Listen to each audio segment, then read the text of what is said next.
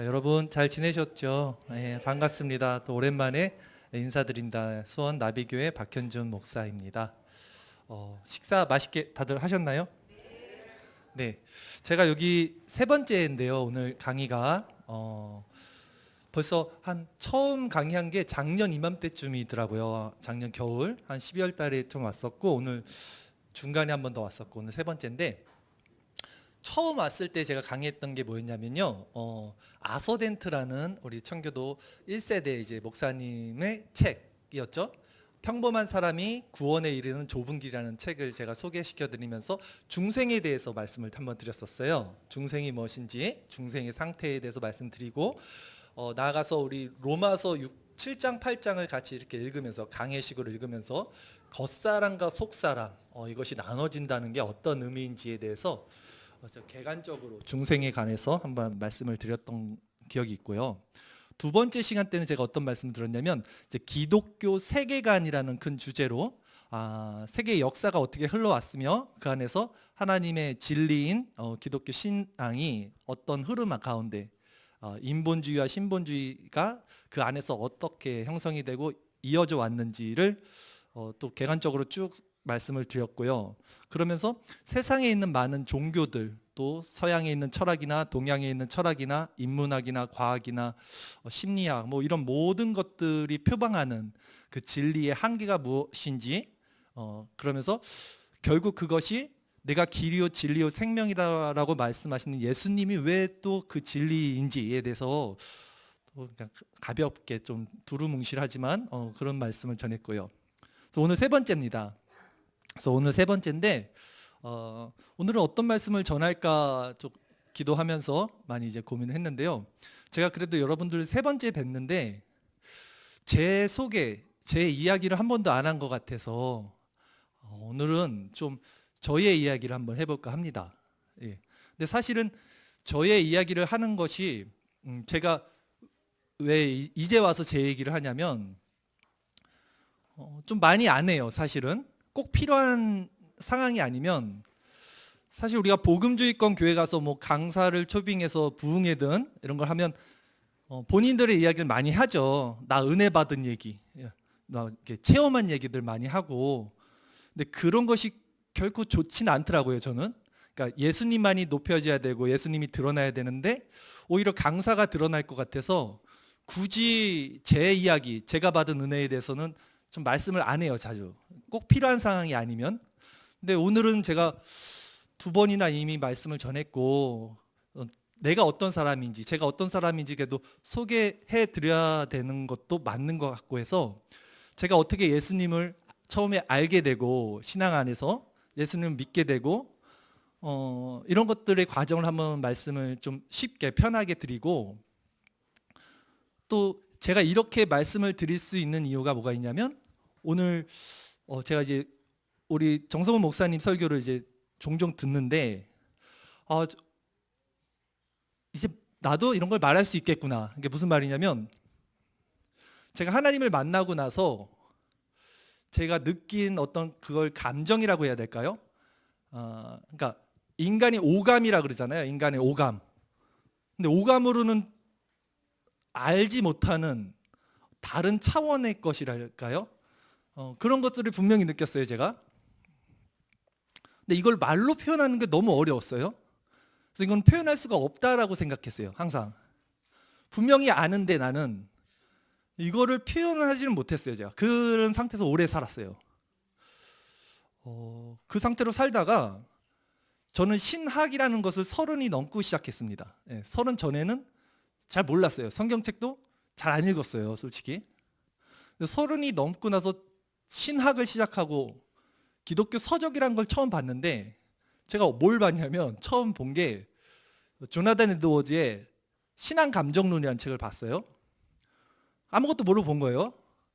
근데 그걸 보고 제가 정말 깜짝 놀란 게 내가 가지고 있는, 근데 내가 표현할 수 없었던 그것을 이분이 어떻게 잘 정제된 언어로 이렇게 표현을 할 수가 있지? 제가 정말 놀랐어요. 이거는 표현할 수가 없는 건데, 저는 그렇게 생각했거든요. 그때까지는 이거는 사람의 언어로 표현될 수가 없는 그건데 이분은 이걸 표현하고 있네? 그러면 내가 받았던 이게 이분과 동일한 이거네? 그럼 내가 가지고 있는 신앙이 정말 맞는 것인가? 라는 확증이 되는 어떤 그런 계기가 됐어요. 그리고 나서 제가 책을 또 본 게 뭐냐면 존 오웬의 책을 봤어요. 그러니까 사실 그렇게 인도해 주신 분들도 있고 도움이 있었죠. 좋은 책들을 본 거예요. 지금 생각해 보면 처음부터. 그래서 존 오웬의 제주기기 시리즈 책을 또 어떤 분이 다 저한테 선물로 준 거예요. 보라고.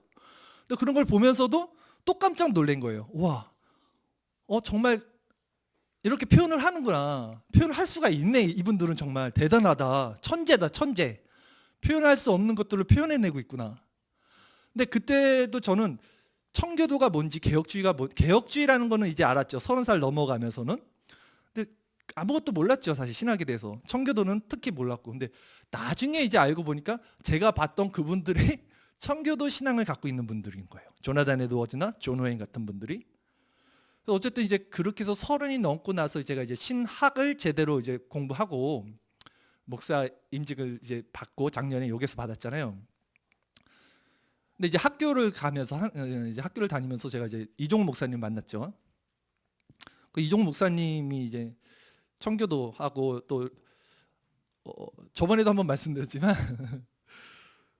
그때 우리 학교 수업 시간에 이런 시간이 있었어요. 교수님이 가장 존경하는 사람 한 명씩 대라고. 그러니까 다들 막 유명하신 분들 칼빈을 존경한다 그러는데 이종욱 목사님 담임 목사님을 존경한다고 갑자기 그래갖고 자기는 되게 진지한 표정으로 알잖아요. 그 웃음기도 없고 항상 그 약간 몸이 건조한 표정으로 어디 계시지? 우리 이종욱 목사님 안 보이시네? 제가 깜짝 놀란 거예요, 진짜 그때도. 저 목사님, 담임 목사님 도대체 어떤 분인데 존경을 받나? 그래서 제가 그때부터 여기 설교를 들은 거예요. 예. 근데 제가 오늘 왜 이런 얘기를 할 수 있냐라고는 걸 처음에 꺼낸 게 목사님 설교를 들으면서 이 목사님도 그 설교를 하고 계시는 거예요. 저는 본 적이 없었어요, 진짜. 물론 있겠죠. 하나님이 남겨주신 분들이 있을 거고 어딘가에서 그런 말씀을 전하는 분들이 있겠지만 보편적으로 우리가 알고 있는 대형 교회나 큰 교회, 중소형 교회 아니면 흔히들 보는 복음주의권 교회에서는 이런 인간의 마음의 상태나 마음의 작용이 어떻게 일어나는지 생각의 동기나 뭐 이런 거에 대해서 그러니까 즉 표현할 수 없는 부분에 대해서 표현하는 거 실질적으로 그 작동 원리를 말하는 것은 전 처음 봤죠. 정말 극히 드물어요. 아주 소수들만이 그걸 전하는데 정말 그걸 보고 그래서 오늘 그냥 나도 편하게 이런 얘기를 내가 만난 예수님 이 상태에 대해서 말씀을 드려야겠다 오늘은 이렇게 생각을 했고요. 그래서 오늘 말씀은 신학적인 토대나 신학적으로 잘 정제된 언어들도 물론 어쩔 수 없이 사용을 하겠지만 그것보다는 제가 신학이 있기 전에 만났던 하나님을 그냥 편하게 어떤 신학의 틀이 아닌 내가 느끼는 감정, 언어들로 표현을 한번 해볼 텐데 그러니까 신학적인 잣대로 보지 마시고 편하게 한번 들어주시면 좋겠습니다. 그래서 그 말씀 한번 드릴 거고 이제 이렇게 되면 이제 간증하고 끝나는 거니까 또 그건 너무 약하잖아요. 간증 들으러 오신 건 아닐 텐데.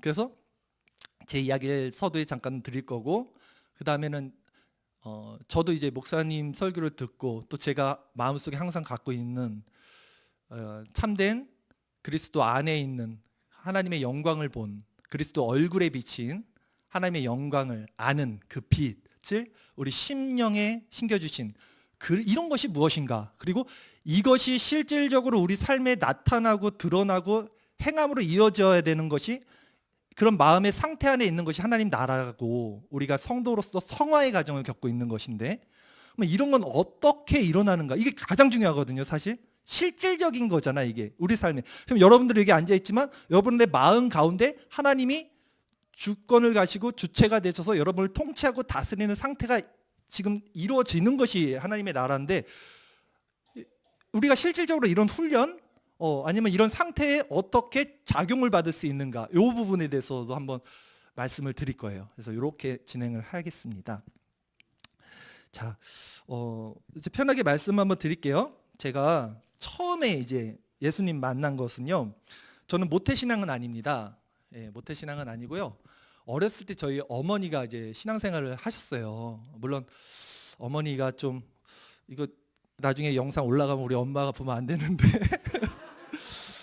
저 기복주의시죠 아직도. 제가 볼 때는 좀 그런데 어쨌든 어머니 영향이 있었죠. 그래서 제가 예전에 어렸을 때 이제 서울에 살았었어요. 기억은 잘 안 나는데 아마 한 5살, 6살 기억이 나는데 처음 교회 갔는데 그게 어떤 교회인지는 그때는 몰랐는데 지금은 알죠. 예, 그때 제가 갔던 교회가 굉장히 큰 교회였고 처음 교회 간 겁니다. 아주 어렸을 때. 둥그렇게 돼 있었는데 원형으로 돼 있어. 그 가운데 목사님이란 분이 딱 있었는데 사람들이 다 서서 막 울고 손 들고 찬양하는데 그 목사님이 완전 신같이 느껴졌어요. 그때 어린 나이에. 굉장히 뭔가 세상에서 보지 못했던 다른 세계를 본 거예요. 교회에 처음 들어갔어요. 그 교회가 여의도 순복음 교회였어요. 지금 생각하니까. 네, 지금 생각하니까. 그때 몰랐어요.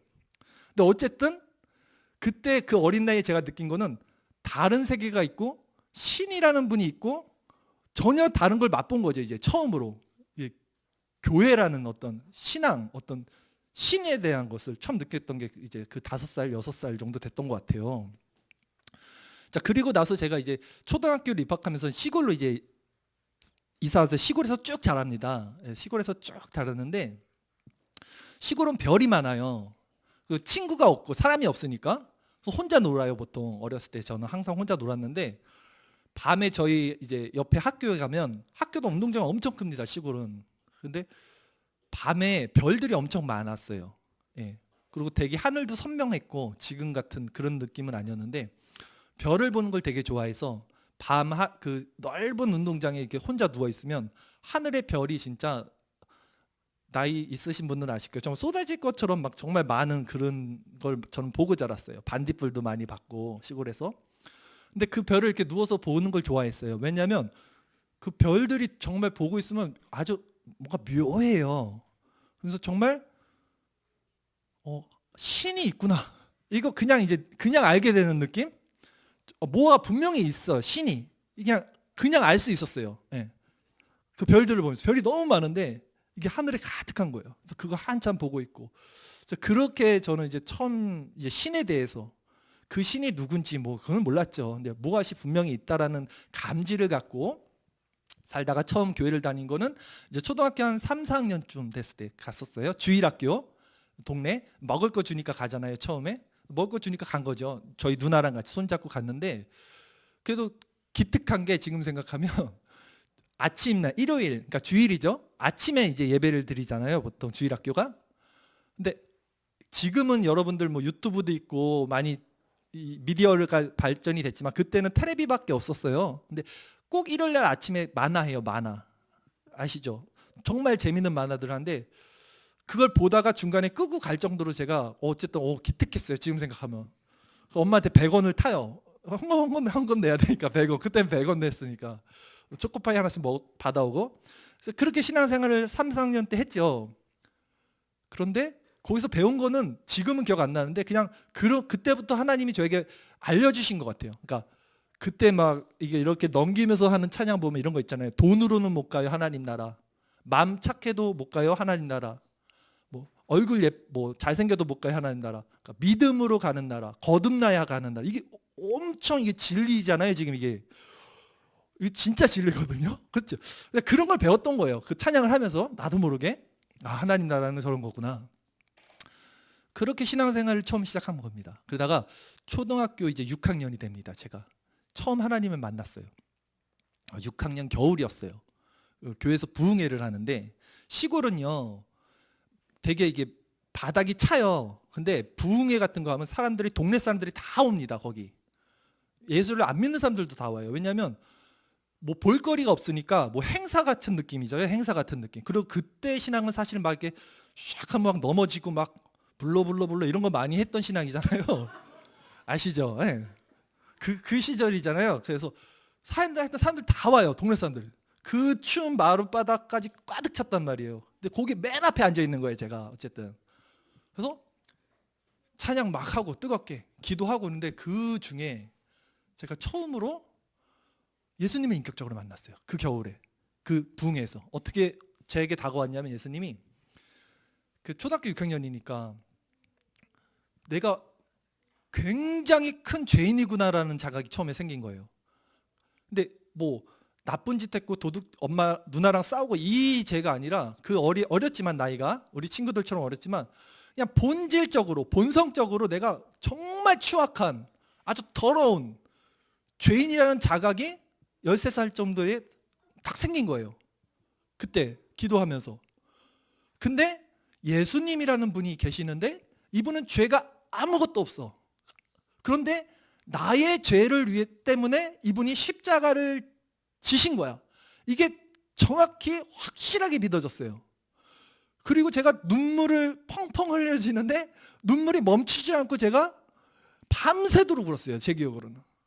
멈춰지질 않고. 그리고 제가 손을 들고 그때 찬양을 드리는데 회개 찬양을 찬송가 중에 제가 제일 좋아하는 찬송가인데 지금도 천부의 의지 없어서 손 들고 옵니다.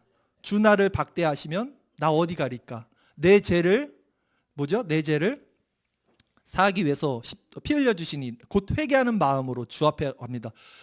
이 찬양을 진짜 몇 시간을 손 들고 찬양했는지 몰라요. 손이 아픈지도 모르고 이게 들고 있었던 것 같아요. 그리고 그때 당시 시골 교회 부흥의 풍경은 뭐냐면요. 지금은 모르겠는데 부흥회 자체가 없어졌으니까. 근데 그때는 새벽까지 했어요, 진짜. 부흥회 하면 보통 한 2시 뜨겁게 기도하고 막 이렇게도 했고 금요 철야 같은 것도 해도 진짜 철야를 하고 토요일 날 아침에 새벽 기도를 끝나고 집에 갔었어요. 그때 그런 분위기에서 이제 신앙생활을 저도 했는데 그 밤에 그 하나님을 그 예수님을 만나고 그렇게 진짜 이게 홍수가 될 정도로 눈물이 나더라고요. 끊이지 않고. 그리고 회개가 일어나고. 근데 그 다음부터 삶이 희한하게 완전히 변하더라고요. 아주 정말로 변한, 이게 그냥 살짝 변한 게 아니라 완전 헷가닥 변했어요. 제가. 그러니까 스스로 변한 것도 아니고 그냥 완전히 변했어요. 뭔가 중심축이 완전히 변했어요. 완전히 달라졌어요. 삶이. 내 자신이. 그러니까 구름 위를 걸어가고 예수님과 동행하고 성령의 충만함이 늘 삶 가운데 있는 거예요. 근데 제가 뭘 해서 받은 게 아니잖아요. 내가 성경을 본 적도 없고 기껏해야 돈으로도 못 가요. 이제 그런 거 듣고 신앙생활 했던 사람인데 제가 어렸으니까. 근데 그 은혜를 그냥 무작정으로 받은 거예요. 너무 놀랐고 너무 기쁘고 너무 행복한 삶을 살았어요. 그때부터 제가 중학생 때는 쭉. 근데 제가 그 삶을 살면서 자연스럽게 자원하는 마음으로 그때 당시에는 새벽 기도든 철야든 아까 말씀드린 아니면 옆 동네 뭐 새벽 기도든 옆 동네 부흥회든 다 따라갔어요. 아주 먼데도. 그냥 그런 은혜를 준다는 데는 그냥 자원하는 심령으로 가지더라고요. 그때는. 예. 그래서 근데 그렇게 신앙생활을 처음 하고 예수님 만나고 기뻤어요. 아침에 학교 갈 때는 먼저 교회부터 들려가서 기도하고 학교 가면 제일 먼저 성경 폈어요.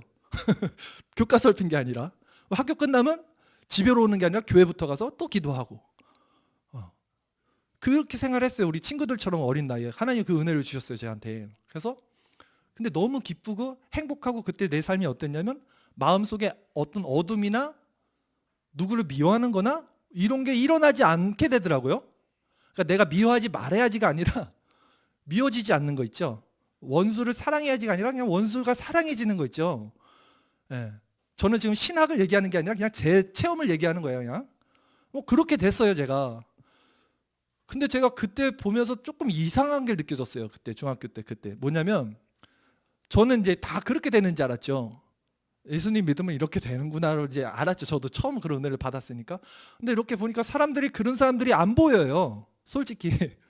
그 되게 힘들게 신앙생활을 하고 뭔가 율법적으로 하고 억압돼서 하고 어떤 의무감으로 하고 기쁘지가 않아요. 그러니까 신앙생활이란 건 굉장히 기쁜 거거든요. 행복한 거예요. 막 정말 좋은 거거든요. 이게.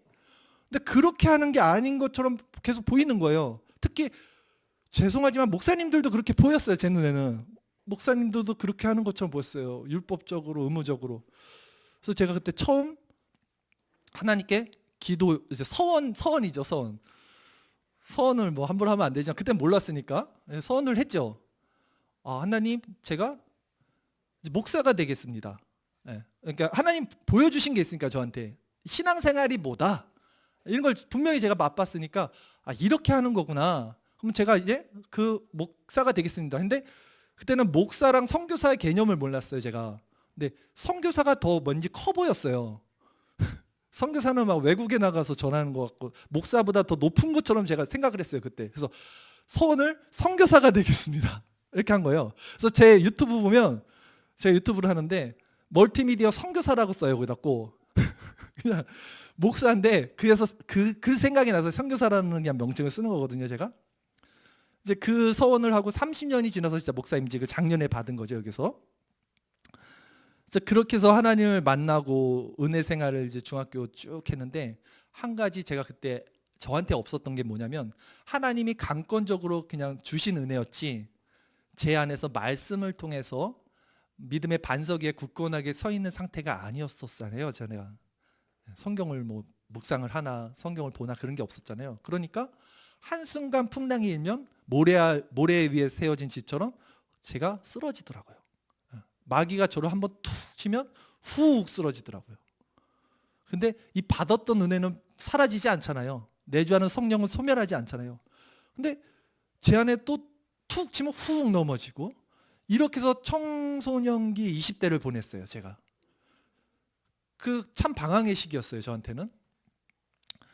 이러지도 못하고 또 저런 삶을 살 수도 없고 두 가지, 겉사람과 속사람이 제 안에서 치열하게 싸우는 삶을 살다가 30살, 아까 제가 신학을 30살 이후에 시작했다 했잖아요. 딱 이 기점이었죠. 30살쯤 됐을 때 제가 결혼을 29에 했고 딱 결혼 시기에 저한테 한 번 더 그런 회심의 시간이 있었어요. 그때는 달라졌던 게 뭐였냐면 말씀을 많이 봤어요. 제가 말씀을, 성경을 많이 보는데 똑같은 느낌이었어요. 오히려 더 컸죠. 그 13살 때는 그냥 하나님의 강권적으로 은혜를 주셨는데 31살 때 제가 회심할 때는 상당히라고 말로도 표현이 안 돼요. 굉장히도 표현이 안 돼요.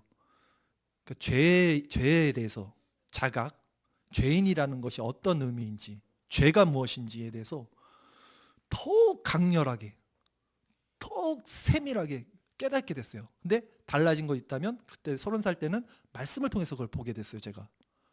그때 신학도 몰랐어요, 저는. 신학책도 안 봤다 그랬잖아요. 그냥 성경을 보다가 성경에서 말하고 있는 죄의 상태가 이게 나랑 오버랩 되는데 그때 제 마음이 어땠냐면 나는 정말 멸망받을 수밖에 없고 죽어야 된다. 크리스찬이 그 우리 철로역정에 보면 처음에 그 전도자한테 책 하나 받고 율법 그거 보고 막 안절부절하고 막 떨면서 막 행설수설하다가 떠나잖아요. 그런 느낌이었어요. 근데 그거보다 더 강력했어요. 그래서 정말 죽음의 상태가 뭔지, 죄가 무엇인지, 죄가 어떤 상태인지에 대한 그게 정말 무서워요, 여러분. 이게 제가 쉽게 그냥 죄라고 말하지만 이 죄의 상태를 자각한 사람들은 이걸 쉽게 말할 수 없어요. 이 부패된 본성에 대해서. 근데 그때 처음으로 제가 제 안에 실질적인 예수 그리스도가 보였어요. 그러니까 예수님이 나의 죄를 위해서 십자가에서 죽으셨다는 의미가 무엇인지 더 명확하게, 확실하게, 더 깊이 더 알게 된 거예요. 그러니까 이거는 해결할 수 있는 게 없어요. 결국 죽음으로 해결해야 돼요. 죄의 삭은 사망이니까. 근데 예수 그리스도의 십자가가 그러면 어떤 의미인지에 대해서가 너무 강력하게 더 선명해졌어요, 그때. 그러니까 사람이 밑으로 끝까지 떨어질 때 더 이상 떨어질 수 없을 정도로 떨어져 보면요, 진짜 아무것도 막 이 호흡하는 거, 손가락 하나 움직이는 거나 뭐 붙잡을 것 하나 없이 죄의 그 바닥이 드러나게 되면 하늘을 바라보는데 그때 진짜 하나만 보여요. 십자가밖에 안 보여요. 다른 건 여지가 아무것도 없구나. 이게 피상적으로 어떤 분에겐 들릴지 모르는데 저는 실제에 대해서 말씀드리고 있는 거예요. 이거는 관념도 아니고 제가 신학을 보고 배운 거를 그냥 공부한 걸 가르쳐 드리는 게 아니에요. 그 십자가를 본 순간 제가 갈라디아서 2장 20절 말씀처럼 내가 그리스도와 함께 십자가에 죽었다는 의미가 무엇인지 정확히 알게 됐어요. 내 스스로 죽을 수도 없는 그 십자가지만 그것을 죽음을 통해서 넘겨야지만 그리스도와의 연합이 일어나고 그게 중생과 회심인데 그럴 때 이 죄의 문제가 해결되고 내 안에 새로운 본성이 다시 한번 하나님과 연합되는 생명으로 일어난다는 것을 딱 깨닫는데 이걸 깨닫게 된 순간 그때도 저한테 죄가 한번 다시 확 올라오더라고요. 근데 그것까지도 제가 십자가에 넘겼죠. 그러자 체험이 있었죠. 신비한 체험이. 예수님이 제 심장에 와서 박혔고, 이런 표현이 참 웃긴데 그냥 그랬어요. 진짜 그 예수님이 뭐 진짜 예수님 얼굴은 아니었죠. 근데 저는 확실히 알았어요. 체험 얘기해서 좀 죄송한데 그냥 예수님이 진짜 박혔다는 표현밖에 제가 못 하겠어요. 심장에서 팍 박혔어요. 그 연합이 일어났을 때. 그리고 제가 눈을 한번 깜빡 감았다 뜨는 순간 있잖아요. 깜빡 감았다 뜨는데 정말 온통 세상이 또 달라졌어요. 세상은 그대로인데 제가 보이는 모든 것들이 다르게 보이고 새로운 것으로 통찰할 수 있는 것이 생기고 전혀 또 달라졌어요. 확실히. 알게 됐어요. 뭔가를. 그래서 그 상태에서는 어떻게 살았냐면 제가 당분간은 고개를 못 들고 살았어요. 왜냐하면 우리는 그냥 이렇게 살면서 이렇게 살잖아요. 근데 그 상태에서 저는 죄가 무엇인지가 너무 민감하게 반응이 되니까 세상에서 우리가 더러운 것에 뭐 묻어도 그 티 안 나듯이 모르는데 이렇게 바라보고 들려오고 보여지는 모든 것들 가운데 죄가 너무나 많아요. 그리고 다 그 죄 가운데 서로 무슨 네트워크처럼 거미줄처럼 연결돼 있어요. 그래서 서로를 지켜요. 이런 것들이 죄의 습성들이 모여요. 그런 세계의 매트릭스예요. 그냥 매트리스 같았어요. 매트리스 아시잖아요. 세상이 코드로 보이는 것처럼 어떤 그런 그래서 더 나가면 신비주의가 되니까 여기까지만 할게요. 체험은 그런 걸 느끼고 그래서 제가 고개를 못 들고 다녔어요. 죄가 너무 들어와요.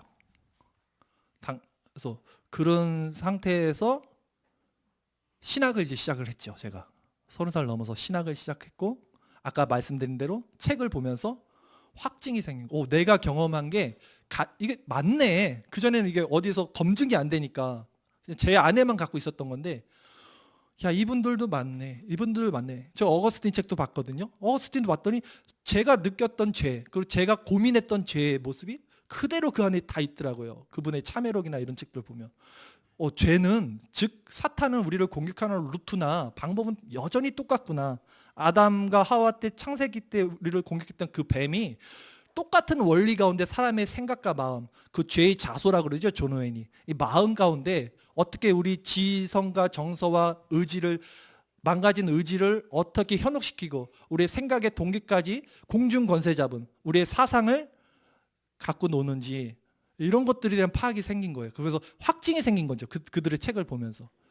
그리고 신학을 하고 하던 중에 아까 말씀대로 이종훈 목사님을 알게 되고 정성호 목사님을 알게 되고 또 목사님 통해서 이런 설교를 듣게 되면서 제가 그래서 최근에도 목사님한테 한번 떨며 즐거워하다 요즘 여러분들 하시잖아요. 제가 그 설교 쭉 듣는데 딱 듣고 또 목사님한테 바로 문자를 보냈어요. 목사님 건강하셔야 됩니다.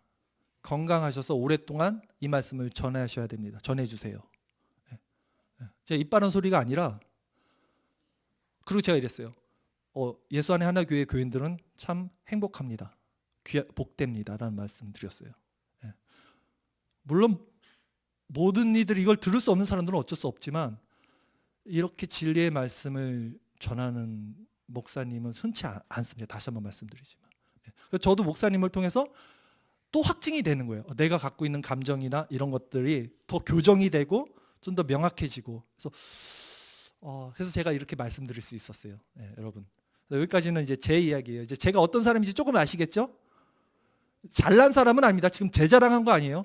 제 안에 제가 아까 죄에 대해서 말했다는 것은 내가 누군지에 대한 자각이 분명히 생겼다는 얘기를 여러분 한 거예요. 그러니까 저는 제 안에 있는 죄가 얼마나 추악한지를 봤어요. 어디 가서 겸손한 척 할 수 있는 사람이 아니고 의인인 척 할 수 있는 사람이 아니라는 그걸 본 사람이 죄에 대해서 말할 수 있는 거예요, 여러분. 그래서 저는 여러분들도 이런 말씀을 이해할 수 있을 거라고 생각해서 제가 여기서 전하는 거예요. 다른 복음집 교회에 가면 이런 얘기를 안 해요. 오해할까 봐 괜히 막 저 목사님 뭐 기적을 체험했네? 막 이러고 있을까 봐. 그러려고 한 건 아니니까 여러분 잘 이해해 주시고 그렇다면 이제 이제부터는 실질적으로 제가 이제 말씀드린 이런 상태가 우리 안에 어떻게 작용되는지 이제 실천적인 측면에서 아까 말씀드린 대로 한번 전달을 해드리겠습니다. 자, 물 한 잔만 먹고 할게요. 잠깐. 예.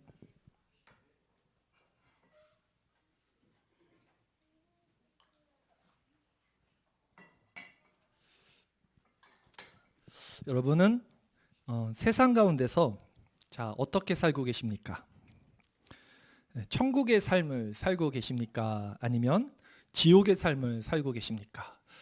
먼저 이 질문에 답하기 위해선 천국의 삶이 무엇인지 또 지옥의 삶이 무엇인지부터 또 살펴봐야겠지만 결국은 천국의 삶은 우리 마음에 평안한 거죠. 하나님의 나라는 의와 희락과 화평이라 그랬죠. 하나님의 나라는 먹는 것과 입는 것, 이 세상에 있는 것이 아닌 마음의 상태가 이제 천국이니까. 자, 여러분은 어떤 삶을 살고 계십니까 지금? 오늘 이제 주일 어떤 마음 가운데 이 예배당에 지금 앉아 계시는데 여쭤보는 거예요, 여러분들에게 실질적으로. 저는 이제 관념적으로 말씀드리는 게 아니에요, 절대 지금. 진짜 마음에 여러분 안에 그 평안, 희락, 화평, 감사, 온유, 절제 이런 성령의 열매들이 지금 있는 상태에 있으십니까? 라는 것을 물어본 거예요, 지금. 어떠세요? 예. 모르죠? 누가 알겠습니까? 겉으로는 평안한 저 표정 지을 수 있는 게 인간이에요. 예. 그 속은 누가 알겠습니까? 근데 만약에 여러분들이 진짜 이 하나님의 은혜에 성령의 충만한 상태, 이 천국의 상태를 지금 마음 가운데, 그러니까 평안과 희락과 이런 화평, 온유, 절제 이런 열매들을 맺지 못하는 상태에 있다면 여러분들 지금 오해하지 말고 들으세요. 구원받은 상태는 아닙니다. 구원받은 상태가 아니에요. 왜냐하면 영생이라는 것은 참 하나님과 그의 보내신 아들 예수 그리스도를 아는 것이라고 그랬잖아요. 이 안다라는 것은 관계를 의미하죠. 관계, 야다, 관계. 그것은 현재형이에요. 항상. 나 과거에 그랬어가 아니라 지금 그분과 나와 어떤 관계 안에 있는 상태를 말하고 있는 거예요. 예전에 여러분이 어떤 신령한 경험을 했듯, 그러니까 제가 아까 옛날에 이런 거 경험했어요. 이거 자랑하고 지금 제가 그 상태에 못 누리고 있다면 똑같은 거예요. 저도 구원을 받은 상태가 아니죠. 예. 어떤 경험을 했든 하나님으로부터 큰 은혜를 공급받았든 지금 여러분 안에서 그 하나님과의 관계의 상태를 누리지 못하고 있다면 그것은 구원받은 자의 상태가 아니라는 말씀입니다. 구원은 항상 현재형이에요. 지금 내 안에 이루어지는 하나님 나라의 관계, 그분과의 관계, 이 상태 안에 있어야 돼요. 즉 성도가 누리는 이 하나님 나라, 이 땅에서의 하나님 나라의 상태가 있어야 그 사람이 구원받은 자라고 우리가 말할 수 있고 구원을 향해 나가고 있는 자라고 또 말할 수 있는 거겠죠. 왜냐하면 이것이 무엇인지 알고 이것을 맛봐야 돼요. 이 상태를, 이 그리스도와의 연합 혹은 뭐 성화의 가정, 뭐 성령의 열매 다 같은 말이에요. 뭐 조나단 에드워드가 말하는 마음의 감각 다 같은 말이에요. 제가 볼 때는 결국. 근데 결국 이것을 맛봐야 돼요. 맛. 실질적으로 공부가 아니에요. 학습이 아니에요. 이건 절대. 그래서 제가 서두에 신학을 말한 게 아니라 그냥 제 체험을 말한 거예요. 맛보는 거예요. 맛보는 거. 뭐라고 표현은 못해. 말로 설명할 수 없어요. 논리적으로 설명 안 해도 돼요. 맛을 봐야 돼요. 맛을. 그래서 이것을 누가 얘기했죠? 꿀을 맛봐야 된다. 꿀에 대해서 아는 것이 아니라 꿀을 이것도 조나단 에드워드가 했죠. 꿀을 맛본 사람과 꿀에 대해서 아는 사람은 다르다는 거예요. 진짜 맛봐야 된다는 거예요. 천국의 상태를. 그래야지 천국의 상태를 우리가 실제 누리게 되고 살게 되는 것이고 그것이 구원받은 상태라는 거예요, 여러분. 여기서 강력한 신앙의 힘이 생겨요. 이걸 맛본 사람들은. 그래서 아까 제가 말씀드렸듯이 즐겁게 행해요. 자원하는 마음으로. 신앙생활의 모든 것이 율법이 되지 않아요. 자원하는 마음이 됩니다. 그게 교회의 정체성이에요. 그리고 이 힘을 갖고 있어야 돼요. 교회는. 이 힘. 교회 안에 있으면서 신앙의 연륜이 오래된 분들 중에서 이 복음을 대하는 태도들을 보면 다는 아니지만 이렇게 말씀하시는 분들 제가 그동안 좀 많이 봤어요. 무슨 말씀 드리면 그거 다 알아. 그거 옛날에 나도 다 해봤어. 이렇게 말씀하시는 분이 많이 있었어요. 그렇죠. 저 부정하지 않아요. 그분들 분명히 그 하나님의 선한 은혜를 맛봤을 거예요. 그러니까 그 자리까지 갔겠죠. 맛봤으니까 그 옛날 추억팔이 하면서 신앙생활 하고 있는 거 아니겠습니까? 그러나 그것은 구원의 상태의 현재형이 아니라는 거예요. 구원은 왕년 연예인들이 이렇게 나와서 막 그 추억팔이 하는 그런 모양이 아니라 끝까지 견디며 나가는 거예요, 현재형. 그리고 지금 내 안에 이루어지는 하나님 나라의 실질적인 상태가 있어야 된다는 거예요, 관계가. 이런 자들은요, 마음의 상태가 어떠냐면 온통 그리스도의 아름다움에 푹 빠져 있어요. 외적인 상황이 아니라 이 내적으로 그리스도 안에 있어요. 그리스도를 생각하고 있어요. 마음의 묵상을 담고 있어요. 그래서 그 영성의 깊이를 따라올 사람이 없어요, 이런 사람들은.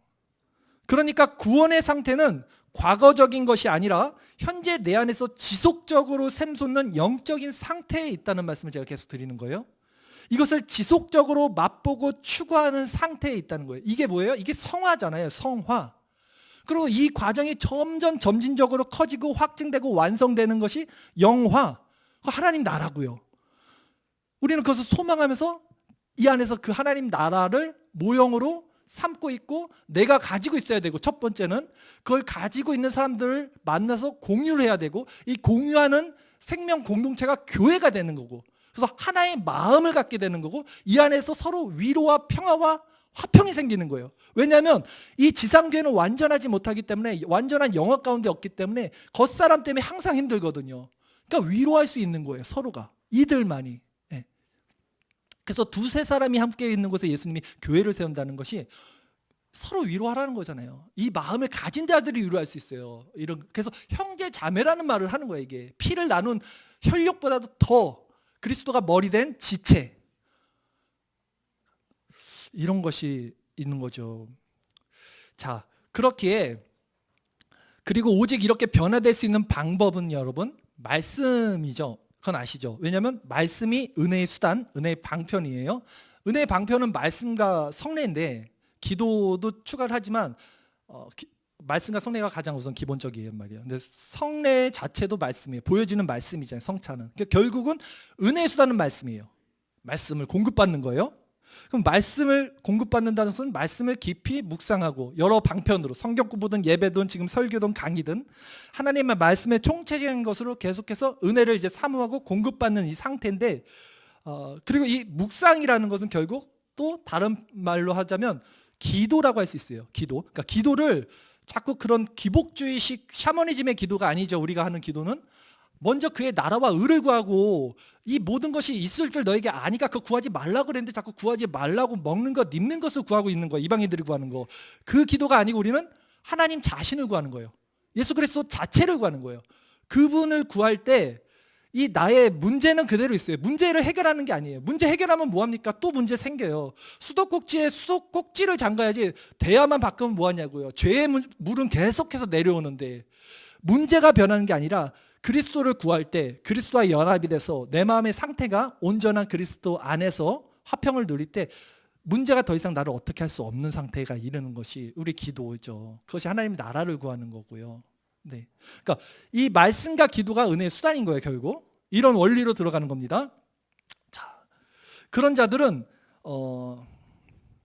말씀을 깊이 묵상할 때, 즉 말씀의 조명을 받고 또 기도를 통해 성령께서 나의 마음의 역사를 하실 때 가장 먼저 우리가 이제 알게 되는 게 뭐냐면, 아까 말했듯이 내 자신에 대한 바른 지식입니다. 이게 가장 먼저예요. 내 자신이 누구인지를 인간은 아무도 몰라요. 어둠 가운데 있으면 어둠 안에 있는 바퀴벌레가 보이지 않아요. 스스로를 볼 수 없는 게 인간이에요. 죄된 인간의 실체죠. 근데 처음으로 빛의 조명을 받으면 알게 되는 게 내 자신에 대해서 이제 깨닫게 되는 거예요. 하나님을 바로 할 때, 그러니까 빛의 조명을 받는다는 것은, 빛은 하나님이잖아요. 그러니까 하나님을 바로 볼 때 자기 자신이 보이는 거예요. 이 원리예요, 항상. 스스로는 못 봐요, 어둠은 어둠을. 그러니까 하나님을 볼 때, 하나님의 형상을 바라볼 때, 하나님의 빛의 말씀의 조명을 받을 때 하나님을 아는 바른 지식을 통해서 내가 누구인지를 이제 깨닫게 된다고요. 이게 말씀이 주는, 말씀 묵상 가운데 원리 중에 가장 먼저 시작이 돼요, 항상. 그래서 모든 우리 조직신학 강론에서도 신론 다음에 인간론이 나와요. 칼빈도 기독교 강요에서 하나님에 대한 지식을 먼저 말하고 인간에 대한 지식을 말하는 거예요. 순서가 항상 그래요. 하나님을 바로 아는 게 제일 중요해요. 그래야 내가 누군지를 알게 되는 거니까, 결국. 자, 이 상태에서 여러분, 잠시만요. 내가 얼마나 하나님과 동떨어져 있는 존재인지, 또한 하나님과 떨어져 있는 이 상태가 얼마나 죄된 비참한 상태인지를 알게 돼요. 이게 인간에 대한 바른 지식입니다. 나에 대한 바른 지식. 여러분들이 지금 이 상태를 느끼지 못한다면 아직 여러분 스스로 내가 누구인지 모르고 있는 거예요, 여러분. 그래서 그걸 알아야지만 마음이 겸비되는 거예요.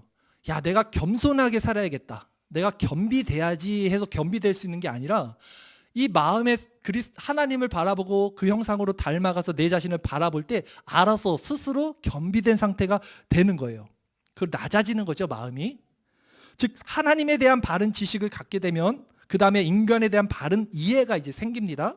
이게 묵상을 통해서 나온다는 걸 말씀드리는 거예요. 그리고 이제 그렇게 그분을 깊이 바라보면서 자신이 얼마나 큰 죄인인지 깨달은 자들은 자신에게 오직 그리스도가 반드시 필요하다는 사실을 아주 절실히 알게 돼요. 절실히. 아까 제가 말씀드렸듯이 제가 30살 때 회심했던 것처럼 절실히 알게 돼요.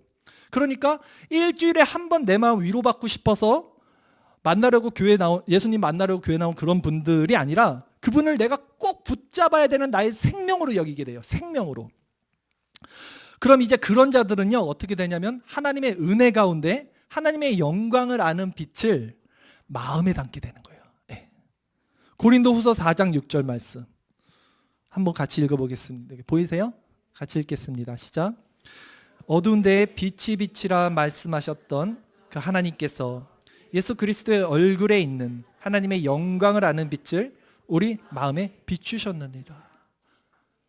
이 빛을 받았던 거예요. 저는 이제 13살 때 받았던 거예요. 이 그리스도의 얼굴에 비친 하나님의 영광을 아는 빛을 마음에 담는다는 말씀이 무슨 의미일까요, 여러분? 그리스도의 얼굴의 빛이 얼굴에 있는이라고 했잖아요. 얼굴에 있든. 그리스도의 얼굴에 있다는 것이 뭐냐면요. 자, 하나님은 우리가 볼 수 없어요. 그렇죠? 하나님은 우리가 감지할 수 없고 포착할 수 없고 인지할 수 없는 다른 차원입니다. 근데 우리가 그런 하나님을 알 수 있는 것은 보여지는 하나님이신 예수 그리스도를 통해서, 예수님은 육신을 입고 있으니까. 근데 그 예수님은 지금 우리에게 어떻게 보여지고 있습니까? 나타난 말씀으로 계시를 하고 있는 거예요. 즉 그리스도의 얼굴에 비친 하나님의 영광이라는 것은, 그리스도의 얼굴이라는 것은 말씀을 얘기하는 거예요. 결국 말씀을 통해서 그리스도의 얼굴에 비친 영광을 아는 빛을 우리 마음에 담게 되는데, 이 본질을 한마디로 정의하자면요 이게 뭐냐면, 그러니까 그리스도의 얼굴에 비친 하나님의 영광의 빛이 뭐야? 한마디로 딱 정의하자면 이거는 사랑이에요. 사랑. 저는 이제 그렇게 표현을 해요. 확실하게. 사랑. 근데 이 사랑은요 세상적인 사랑이랑 혼동하지 마시고 어떤 사랑이냐면 결핍이 없어요. 그리고 하나님만으로 충만해지는 어떤 그런 상태에 있는 거예요. 근데 이 사랑은 세상의 사랑과는 완전히 달라요. 왜냐하면 세상의 사랑은 결핍이 있고 조건이 있고 다 환경에 따라서 상대적으로 달라집니다. 절대적이지 않아요. 근데 이 사랑은 완전하고 고결해요. 그리고 악이 배제된 빛으로, 선으로 충만한 상태예요. 네. 그러니까 이게 그리스도의 얼굴에 비친 하나님의 영광의 빛이에요. 이 빛의 속성, 본질, 한마디로 정의하자면 사랑이라는 거예요. 성경이 말하는 한 가지 핵심이 사랑이잖아요. 하나님 사랑, 이웃 사랑, 사랑. 그러니까 성도는 그리스도를 깊이 묵상할 때 이 사랑의 상태로 변화되는 거예요. 그리스도를 묵상할 때, 그리스도 얼굴을 바라볼 때. 그리고 이것을 맛보게 된 자들은 이제 어떻게 되냐면 이것을 계속해서 추구하는 자들이 될 수밖에 없어요. 맛본 자들만. 왜냐하면 인간은 다 이걸 추구해요. 사실은 이게 뭔지를 모르지만 인간은 누구나 다 이 상태를 추구합니다. 왜냐하면 이게 인간의 원래 원형이에요. 하나님의 형상대로 지음받은 인간의 원래 모습이기 때문에 그게 뭔지를 모를 뿐이지 추구하는 마음은 누구나 있어요. 그래서 파스칼이 그렇게 얘기하는 거예요. 인간은 하나님만으로 채울 수 있는 그 공간이 있다. 그 하나님밖에 채울 수 없는 공간들이 있다라는 말을 파스칼이 한 거예요. 그래서 인간은 태생적으로 이 상태를 원합니다. 그래서 그런데 이 부패한 인간은요, 이 충만한 상태를 이제 세상에서는 찾을 수가 없어요. 이거를. 그렇죠? 이 사랑은 세상에서는 찾을 수 없어요. 그러니까 이것을 맛본 자들은 이제 이것을 추구할 수밖에 없는 거예요. 세상에서는 못 찾으니까. 이거 교회에서 찾은 거예요. 이걸 말씀을 통해서 그리스도의 영광을. 이 자들이 성도인 거예요. 이 자들이 하나님의 자녀가 되는 거예요. 그런데 이것을 많은 사람들이 교회 안에 있으면서도 표면적으로, 피상적으로는 이제 알고 있죠. 근데 피상적으로 알고 있다는 게 안타까운 거예요. 그러니까 사랑이라는 개념을 피상적으로 자기 안에 있는 개념을 가지고 이해를 하고 있는 거예요. 그게 막 조나단 에드워드가 말했던 꿀을 진짜 먹어보지 않고 꿀에 대한 지식을 갖고 있는 상태랑 같은 거죠. 이게 안타까운 거예요. 항상 이게 안타까운 거예요. 근데 왜 그러냐면 이런 하나님의 나라가 내적으로 임하는 상태에 대해서 말해주는 설교가 없기 때문이에요. 이건 분명합니다. 이런 상태가 뭐라고 말해주는 설교가 많지 않아요. 정말 흔치 않아요. 극히 드뭅니다. 또한 안다고 하는 자들도 이것을 지식적으로만 전달하기 때문이에요. 이거 개혁주의 책 봤더니, 청교도 책 봤더니 이런 말이 있네. 이게 좋은 말이다. 그래서 전한 거예요. 그 사람들은 지식으로 알고. 그런 변화가 일어나지 않죠. 그러나 이것은 책을 통해서 지식으로 배울 수 있는 것이 아니에요. 그것은 조나단 에드워드가 말했듯 아까 제가 얘기했던 꿀을 먹어본 사람과 책을 통해 꿀에 대한 정보를 아는 사람과는 확연히 다르다는 말과 같습니다. 이것은 성령으로 말미암아 알게 되는 내 안에 가득 채워지는 평안과 사랑의 본질이에요. 그러니 이 사랑을 경험해야 이 사랑을 할 수 있는 것이지, 이 사랑을 추구한다고 인간이 이 사랑이 내 안에서 발현되어 나오는 것은 절대 아니라는 거예요. 그래서 이 사랑이 뭐냐면 성경에서 이렇게 말하죠. 고린도전서 13장 1절 말씀인데요. 이거 우리 한번 같이 읽어보도록 하겠습니다. 같이 읽겠습니다. 시작. 내가 사람의 방언과 천사의 말을 할지라도 사랑이 없으면 소리나는 구리와 울리는 꽹과리가 되고, 내가 예언하는 능력이 있어 모든 비밀과 모든 지식을 알고 또 산을 옮길 만한 모든 믿음이 있을지라도 사랑이 없으면 내가 아무것도 아니요, 내가 내게 있는 모든 것으로 구제하고 또 내 몸을 불사르게 내줄지라도 사랑이 없으면 내게 아무 유익이 없느니라. 아멘. 자, 어떤 자가 깨달았습니다. 진리에 대해서. 그래서 진리를 알았어요. 그렇다 하더라도 지금 말하는 거예요. 바울이 이 사랑이 없으면 이 그리스도의 영광의 빛을 아는 그 빛의 조명, 본질, 이 성화라고도 말할 수 있어요. 이게 다 같은 말이에요, 사실. 이것이 이 과정이 없으면 그것은 올바른 구원의 상태가 아니라는 거예요. 모든 비밀과 지식을 알고 진리를 외치면서도 이 사랑의 과정으로 들어가지 못한다면 그것은 아무 유익이 없다는 말씀이에요.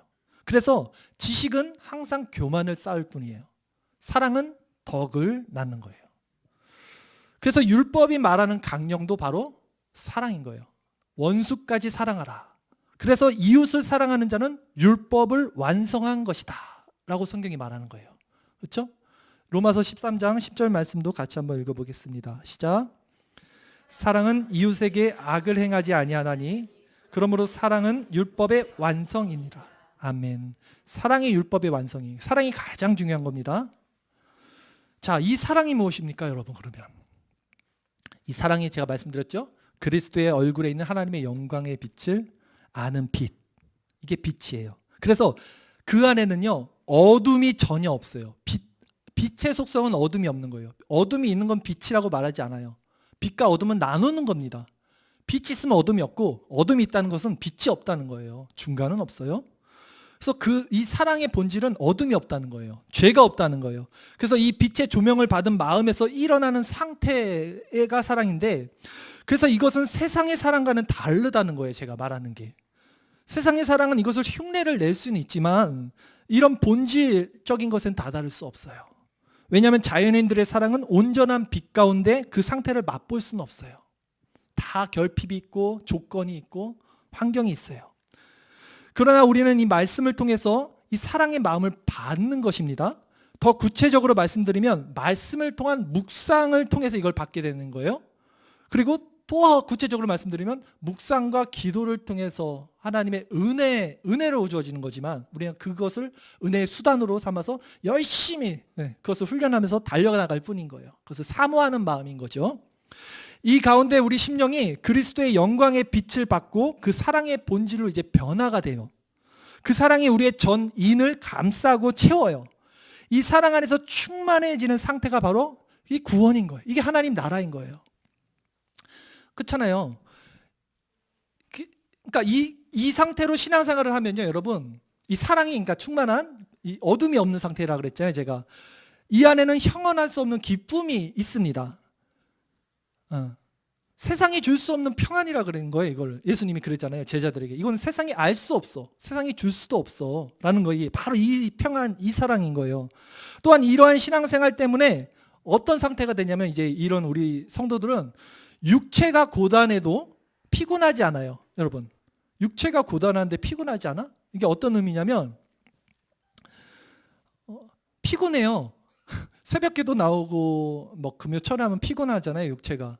근데 그걸 율법으로 하면 굉장히 피곤해요, 진짜. 근데 자원하는 심령이 만약에 됐다면 주를 앙망하는 자들은 다름질하여도 곤비치 않고 걸어가도 피곤하지 않는다는 말씀이 어떤 건지 깨닫게 돼요. 분명히 깨닫게 돼요. 그러니까 육체는 마음의 지배를 받아요. 예, 물론 어려운 상태예요, 사실. 근데 진짜 마음이 육체를 지배할 수 있어요. 예, 그 상태가 된다면.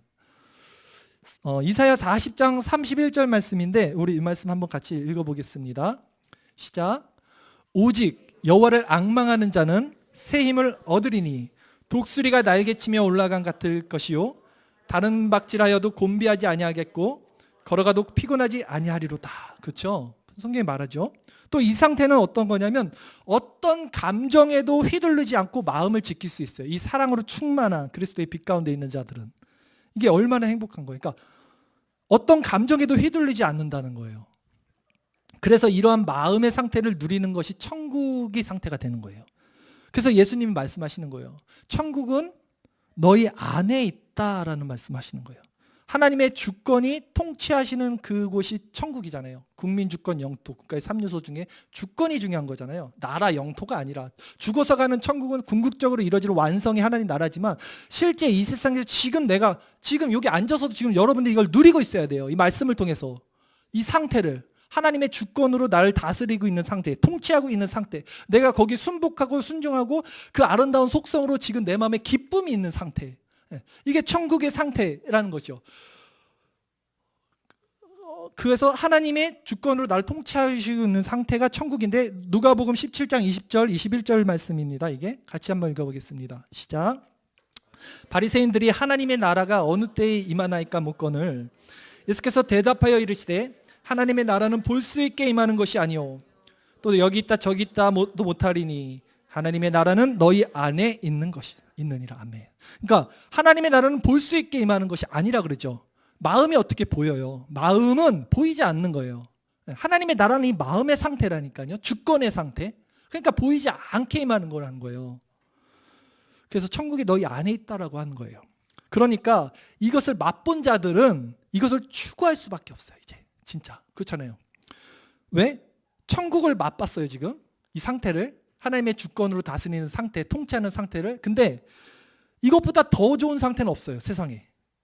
이것보다 더 좋은 상태가 세상에 없어요. 그러니까 당연히 이것을 추구할 수밖에 없는 거예요.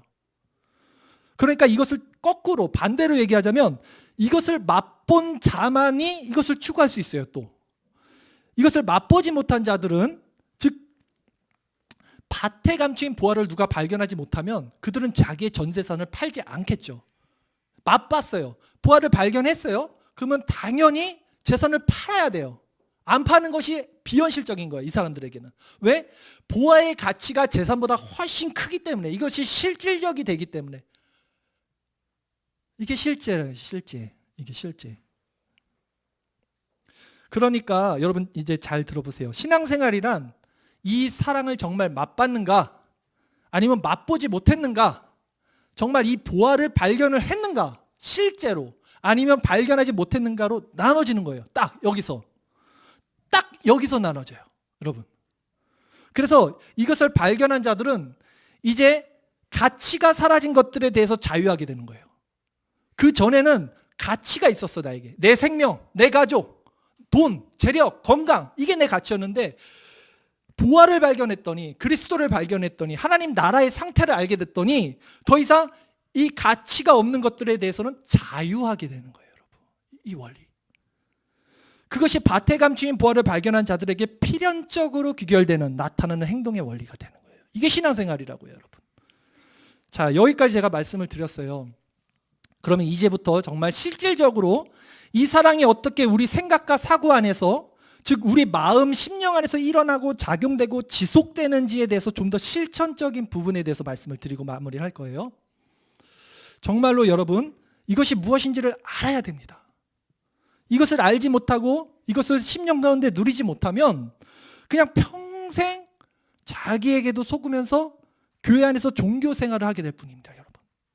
그러면 죽어서 천국 못 가요. 구원 못 받아요. 여기서도 천국을 맛보지 못하고 알지 못했는데 어떻게 죽어서 천국을 간다고 장담하겠습니까? 여기서 알아야 돼요, 천국이 어떤 상태인지를.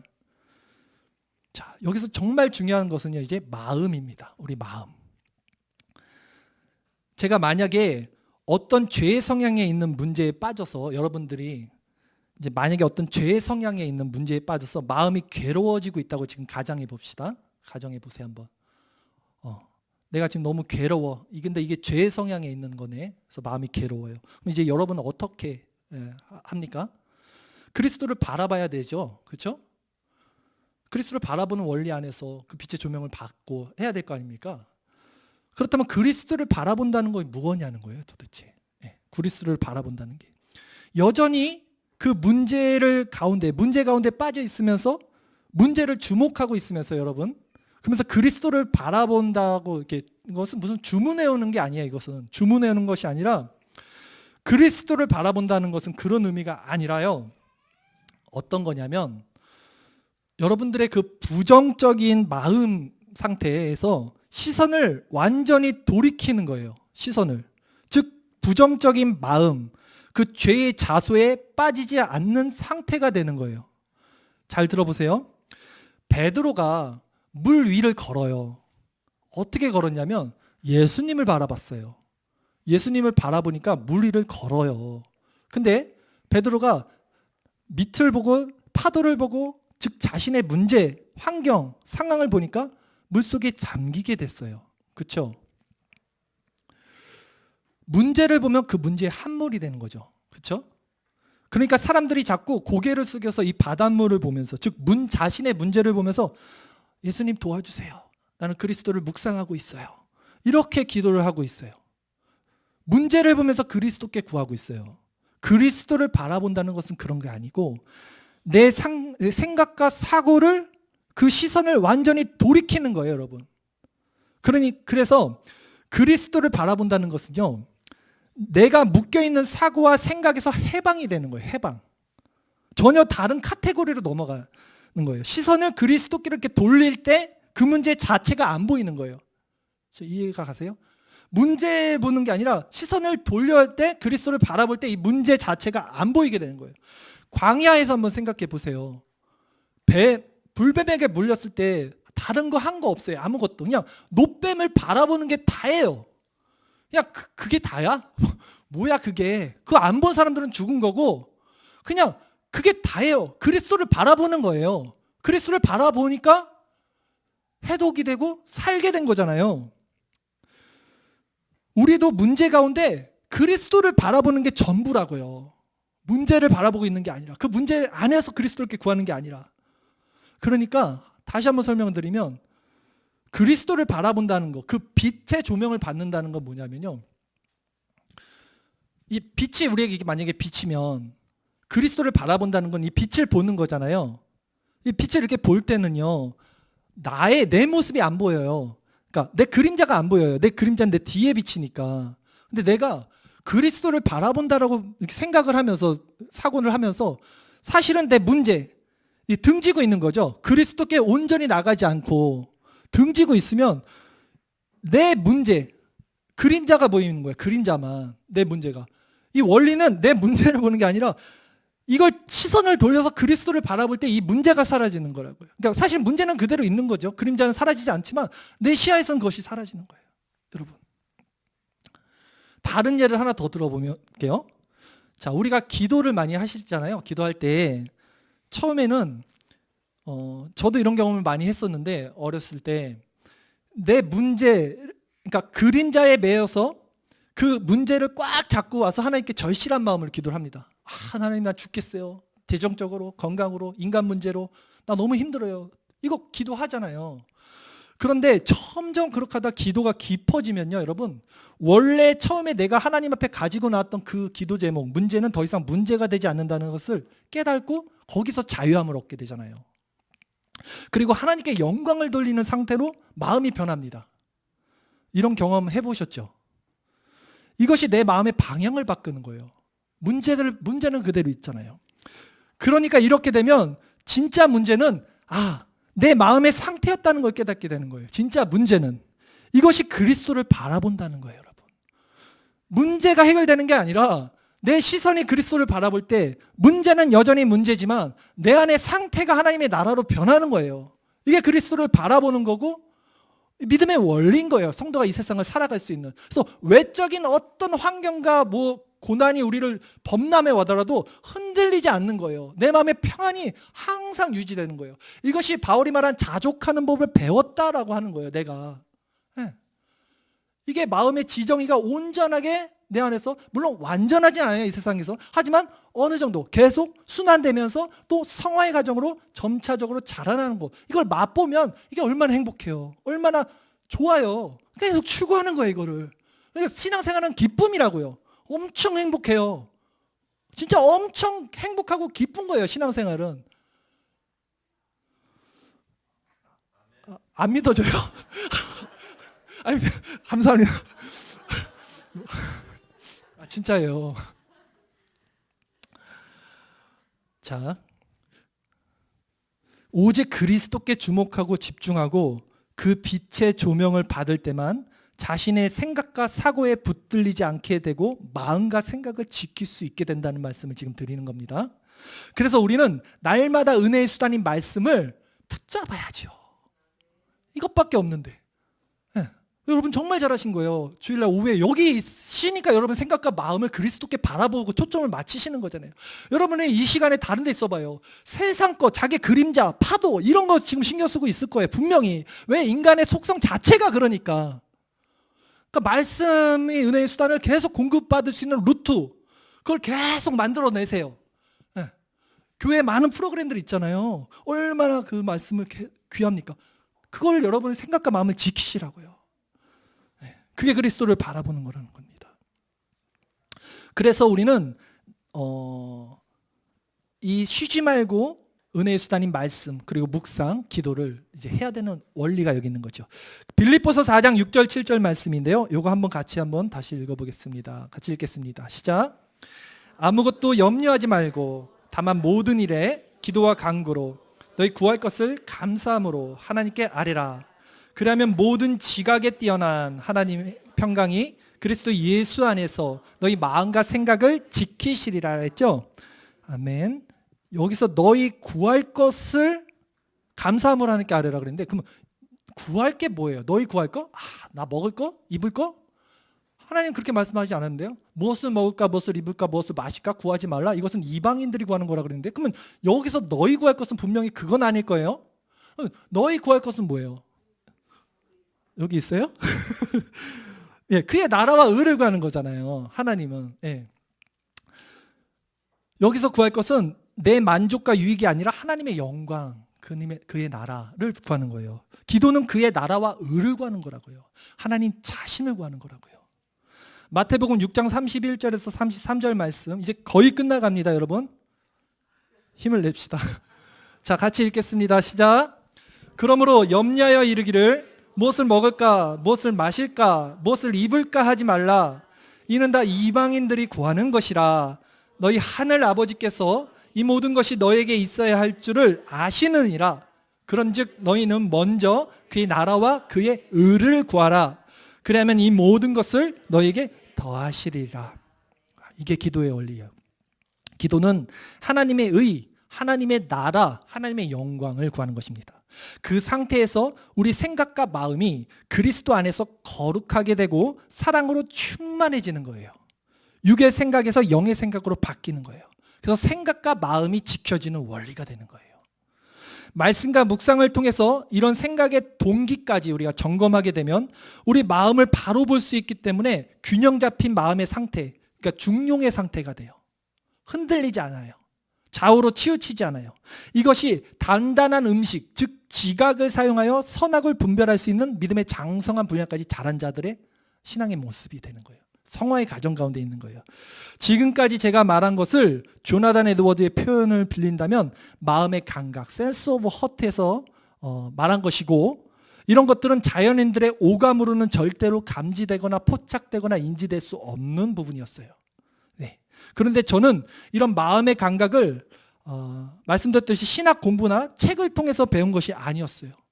그냥 어렸을 때 그냥 은혜로 말미암아 하나님이 알게 해주셨던 것 같아요. 요한일서 2장 27절 말씀을 한번 볼게요. 같이 읽겠습니다. 시작. 너희는 주께 받은 바 기름 부음이 너희 안에 거하나니 아무도 너희를 가르칠 필요가 없고 오직 그의 기름 부음이 모든 것을 너희에게 가르치며 또 참되고 거짓이 없으니 너희를 가르치신 그대로 주 안에 거하라. 아멘. 그래서 성령이 가르치시는 거예요. 이런 것들은 사실 성령의 조명하심이 있는 거죠. 그런데 이것이 희미하죠, 사실 우리 안에서. 그래서 스승과 교사가 필요하잖아요. 그래서 이런 말씀을 체계적으로 또 잘 선명하게 드러내줘서 믿음은 들음에서 들으면 그리스도의 말씀이라고 했으니까 계속해서 이 말씀을 우리 목사님이 이렇게 전해주면 그것을 받고 선명해지는 거예요. 저도 마찬가지였다니까요. 이게 분명히 있는데 체계가 안 잡히는 거예요. 이걸 어떻게 설명할 길이 없는 거예요. 그래서 이것을 우리가 알게 되는 거죠. 그래서 이 원리가 마음 가운데 있었기 때문에 저는 이제 신학을 좀 편하게 했어요. 그 다음부터는. 그러니까 쉽게 공부가 되더라고요. 쉽게. 알아야 될 건 알고 버릴 건 버리고. 이게 분별이 좀 됐던 것 같아요. 이제 말씀을 정리하겠습니다. 그리스도를 바라본다는 것은요, 여러분, 내 안에 그분의 속성이 생기게 되는 거예요. 그리스도의 속성. 하나님께는 말씀드렸듯이 악이 없어요. 악. 그렇죠? 그러니까 그리스도를 바라보면 내 부정적인 생각과 사고가 고쳐지는 거예요. 그리스도를 통해서. 말씀이라는 기준을 통해서 나의 부패되었던 마음들이 교정이 되는 겁니다. 이 마음이 교정되고 생각과 사고가 올바르게 작동되는 그 상태가 참된 신앙생활이고 이것이 천국의 상태를 누리는 성도의 삶이라는 거예요, 여러분. 그리고 이것을 구원 안에 있는 성화의 가정이라고 말씀을 드렸습니다. 성도는 이런 상태를 반드시 누려야 돼요. 반드시. 누리고 못 누리고가 아니라 반드시 누려야 돼요. 이것을 알지 못하고 누리지 못하면 그건 아직 구원받은 상태가 아니라는 말씀입니다, 여러분. 믿음은 들음이에요. 들음은 그리스도의 말씀인데 이 말씀을 통해서 계속 하나님 말씀을 구하시고 은혜의 수단인 말씀을 쫓아가셔야 돼요. 이런 생명의 말씀들을 계속해서 공급을 받아야 돼요, 여러분. 나는 이거 중생 회심했으니까 이제 안 받아도 되겠지? 아니요. 중생 회심한 사람들은 이걸 더 깊게 받기를 소망하고 좋아합니다. 본성적으로. 평생에 듣던 말씀 또 들려주세요 해요. 또 중생과 회심에 이르지 못한 자들도 이것이 결코 필요해요. 왜? 저런 게 있나? 저런 게 있구나. 나도 저런 거 갖고 싶네? 이 소망하게 될 거 아닙니까? 그러니까 이 말씀은 반드시 중생 받은 자나 중생 받지 못한 자나 필연적으로 필요한 거예요. 저는 이런 생명의 말씀들을 받고 있는 여러분들이 정말 부럽습니다. 예, 정말 부러워요. 아까 말씀드렸듯이 이렇게 설교 전한 목사님들이 정말 드물기 때문이에요. 그래서 저도 미약하지만 이제 저는 개척했고 목사님의 이런 도우심과 또 가르치심을 따라서 우리도 믿음의 선진들, 그 청교도 신학자들의 이런 가르침, 그다음에 성령이 제 안에 어렸을 때부터 알려주셨던 모든 것들을 이제 통해서 이런 말씀들을 전해요. 예, 이 말씀이 우리 저번 주 설교였어요, 사실. 예, 저도 이제 배워서 전하는 거죠. 또 제 안에 성령께서 알고 있던 것들을 조합하는 거죠. 근데 정말 놀라운 일들이 벌어져요. 저는 수원에 사는데 교인이 많지는 않지만 정말 다른 지역에서 신앙생활을 위해서 이사를 옵니다. 예, 이사를 왔어요. 토요일 어제도. 예. 그래서 교회 근처에다가 같이 신앙생활 하겠습니다. 이런 자들을 하나님 보내주시더라고요. 이런 말씀에 반응하는 자들. 예. 예, 그런 말씀을 보내주더라고요. 자, 함께 저희는 이제 같은 제가 이 말씀을 편하게 오늘 드릴 수 있는 거는 같은 신앙 안에 있다고 생각을 했기 때문에 이 말씀을 서스름 없이 저에 대해서도 말씀을 드린 거고, 수원 나비교회와 또 인천 예수 안에 있는 하나교회가 이 믿음 안에서 합력하고 선을 이루어서 하나님 보시기에 정말 기뻐하시는 교회들로 함께 자라나기를 소망하고 또 부탁드리겠습니다. 자, 제가 기도드리겠습니다.